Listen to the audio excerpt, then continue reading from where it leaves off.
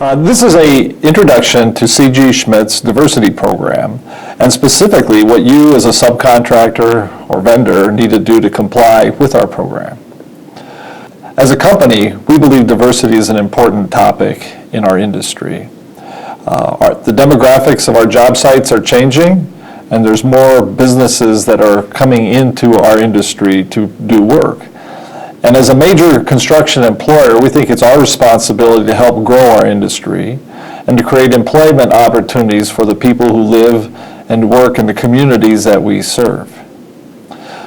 When we developed our diversity program, we challenged ourselves to think about diversity differently than maybe some of the other traditional programs that you're familiar with.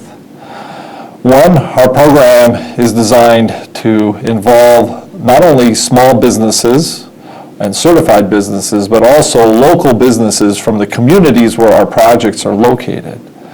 And similarly, we've thought about the demographics of our workforce, not just from a perspective of racial or ethnic groups or gender groups, but also from the standpoint of where is this labor coming from.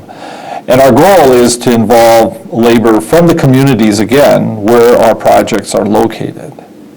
And so those are a couple of foundation points in terms of how we developed our diversity program. Our program is designed to do basically three things. Grow our industry by engaging more small businesses and local employers. It's also designed to create jobs for the people in the communities where our projects are located. And then lastly, it's designed to build relationships between large employers and small companies, between employers and the local workforce, and in the process, advance diversity in our industry.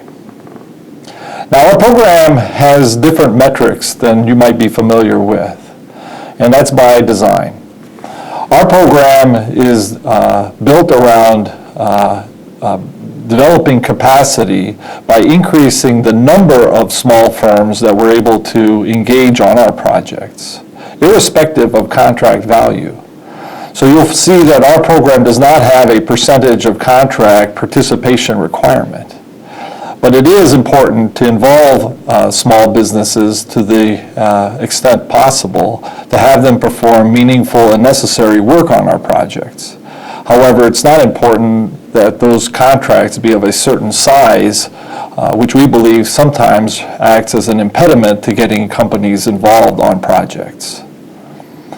Our diversity program is also about job creation, and not necessarily about quotas for participation by certain groups.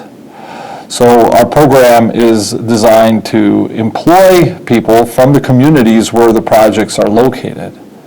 If it's a project that's located in a rural area, we're interested in being seen as a job creator for the people who live in that local rural community. But by the same token, if our project is located in an urban area, we're looking to involve people or create jobs for the people that are part of that urban area. And because many urban areas have significant racial and ethnic diversity, we believe by being a vehicle for job creation within that community, that in fact the racial and ethnic and hopefully gender diversity on our projects will improve. And then lastly, it's about relationship building, and that is connecting small companies to large employers and knowing which firms are out there that you might be able to contact to be able to have them have a role on the project.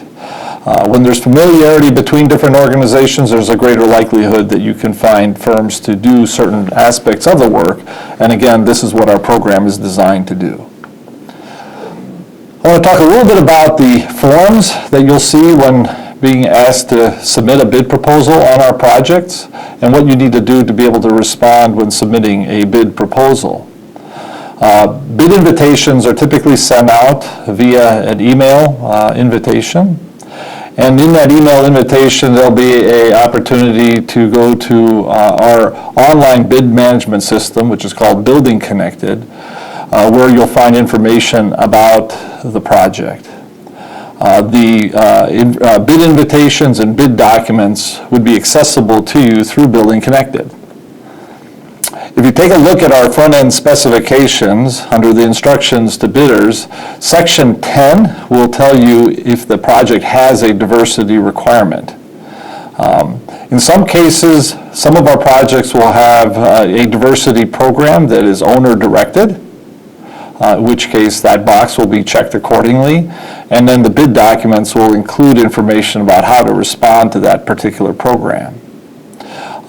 If this project is subject to CG Schmidt's diversity program, the box will be checked accordingly, and that information will be found in section 007333 of the front-end specifications.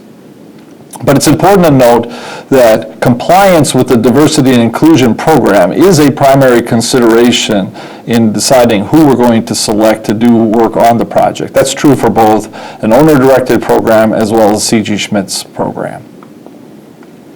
Detailed information about the program can be found in section 007333, along with the forms that go along with that bid that need to be submitted with your bid proposal. And I want to touch on just a couple of points that are in that particular program. In section 2, you'll find program definitions, and many of the typical definitions for small businesses will be found in that section of the specifications. But we do have a couple of definitions that are a little bit unique to the CG Schmidt program. One is about local businesses, and we define a local business as one that has a permanent office in the city, village, or township where the project is located, or within a certain radius of the project site. And that radius will vary depending on individual projects and where they're located, and will be specified by the project manager who put together these specifications. We also define something called the target area, which is the prioritized employment area for the project.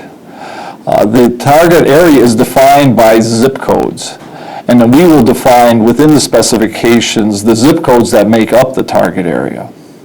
The target area is further broken down into two components. One is the local area, which is the geographic area that we define as the local area for the project.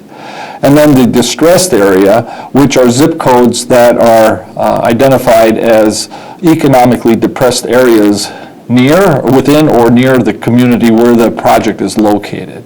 In both cases, our program encourages hiring from the local area and the distressed area together to provide employment from the target area.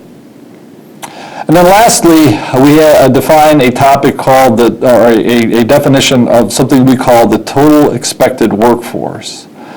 And the total expected workforce is the anticipated number of individual workers that you as a subcontractor and your sub-subcontractors will have on site over the course of the project. These are not the man hours that you will have on the project, or the amount of time that you'll have on the project, but rather the number of unique or individual workers that you will have on the site. One way to think of this would be the number of individuals from your company and your subcontractors who would go through the safety orientation on the site. That's the number that we're looking for. In section 4 of these specifications, we define the participation requirements, and this is really the meat of our program. We're looking to have subcontractors have some certified or local business participation as part of your bid proposal. Again, there's no percentage of contract requirement, so this isn't about meeting a certain arbitrary number or dollar value for that participation. Only that you are actually involving small businesses as part of your scope of work. Under our program, you get the same amount of credit for a contractor who does a small amount of work as you would for a contractor who does a large amount of work. So if you hire a small business, to do $5,000 worth of work, for instance, you'll get exactly the same amount of credit as if you hired a company to do $500,000 worth of work. Our goal is to increase the number of small business participation and local business participation on our projects. So that's something that you need to think about and include in your bid proposal when submitting a bid on projects that are subject to CG Schmidt's diversity program. Bids that have zero participation may be rejected. Similarly, we're looking to increase the amount of hiring from the target area where the project is located. And so again, there's no specific requirement in terms of percentages or quotas for those individuals, only that we're actually making an effort to hire labor from those zip codes that define the target area. We also support the City of Milwaukee's resident preference program. And so we also encourage the use of RPP workers if it's possible to do that. That probably pertains more to projects located in southeastern Wisconsin than in other parts of the state of Wisconsin. But again, we encourage the use of RPP labor where possible. When you submit a bid proposal, you will be required to complete and submit with it a subcontractor diversity inclusion plan. And here's what that form looks like. To step through that in a little bit more detail, the top half of that form indicates the business engagement that you have on as part of your bid proposal. And we're simply asking you to list the subcontractors or sub-subcontractors that you will have on your project that meets either have some type of certification or are a local business that's in the proximity of the construction site, or to define that or comply with CG Schmidt's definition of a local business. We're asking you to itemize those and include that information with your bid proposal. You'll note that there is no requirement here to identify the value of the work that they're doing. Again, we're interested in numbers, not dollars. In the bottom half of this form is the local workforce engagement plan that you have for the project. CG Schmidt will complete or will pre-fill the zip codes that make up the target area. So we'll let you know what zip codes are local area zip codes, as well as which zip codes are considered distressed area zip codes. That information will be pre-filled for you on this form. But when you submit your bid proposal, we're asking you to make an estimate of what your expected workforce will be from that target area. So for instance, if you have 12 workers working on this, expect to have 12 workers on this particular site to perform work, how many of those will be from the local area? And will any of those be RPP certified workers? These are just estimates.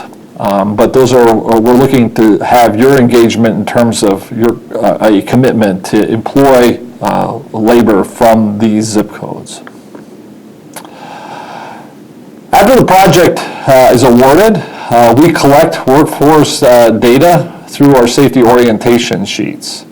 So we're not looking to have any kind of certified payroll requirements on this project, or there are no certified payroll requirements under CG Schmidt's program. But instead, we collect data about the individual workers from the safety orientation sheets. The workers self-identify their residency zip codes, so we're able to track whether or not we were successful in employing workers from the target area. We also ask them for their craft grade, whether they're journeyman or apprentice, and also their RPP status if they have that. And then we also we encourage the workers to provide demographic data. And while our program is not about ethnic or racial quotas, we are interested in testing the theory that we have that if we employ workers from the local community, and if that project is located in an urban area, that through this program we're able to increase the actual diversity on our projects. And that information will come out of the safety orientation sheets. At the end of the project, you're required to complete a business participation affidavit. And in this case, it's really just a summary of the firms that you actually did involve on the project that are either certified or a local business. We do track at this point the actual value of the work. Again, it wasn't a consideration in awarding the work. However, we are interested in learning after the project is complete how much percentage-wise did this business participation represent as a value of the contract. But that's the only time that we really look for that information. And that's it. That's our program in a nutshell. Our belief was that there's an effort that's required at the front end of the project to plan for some small business participation and to think a little bit about how you'll engage labor from the local community. During the course of the project, there are no reporting requirements, and the only information that we collect, or data we collect, is through the safety orientation sheets. And then at the end of the project, we're looking to get some summary data relative to business participation as part of the final billing process through these business participation affidavits. If you have any questions, these are two individuals that you can certainly reach out to. Bryce Unger heads up our diversity committee at CG Schmidt, and Nikki Lucci provides assistance on most of the projects that we have in terms of our operational policies and procedures. So please feel free to reach out to them. Thanks.